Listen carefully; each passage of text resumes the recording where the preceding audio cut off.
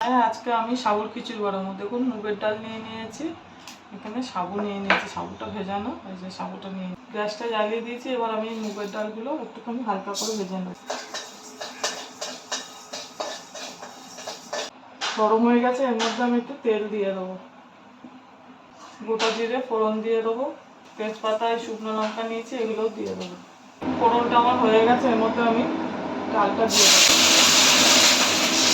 এর মধ্যে আমি একটু আদা বেটে রেখেছিলাম, এই আদাটা দিয়ে দেবো। চামচ নুন দিয়েছি, নুন দিয়ে দেবো। আমি এর মধ্যে একটা কাঁচা লঙ্কা দিয়ে দেবো।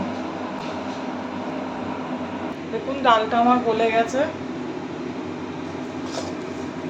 এবার এর মধ্যে আমি একটু গরম জল দিয়ে দেবো। জল বসিয়েছি, গরম জলটা দিয়ে দেবো। সাবুটা নিয়েছিলাম, সাবুটা দিয়ে দেবো। এর মধ্যে আমি একটু সামান্য হলুদ দিয়ে দেবো, চিনি দিয়ে দেবো। দেখুন সাবুর খিচুড়িটা আমার বানানো হয়ে গেছে। আমি এর মধ্যে একটু আলু দিয়েছি, আলুটাও স্কিপ করে গেছি, আর অল্প একটু এর উপরে ঘি ছড়িয়ে দিয়েছি। এইভাবে বাড়িতে বানিয়ে করে খাবেন, ভালো লাগবে। এই উপোস করলেও খাওয়া যায় এগুলো, নিরামিষ। আর আমার চ্যানেলটা লাইক, সাবস্ক্রাইব আর শেয়ার করে দেবেন।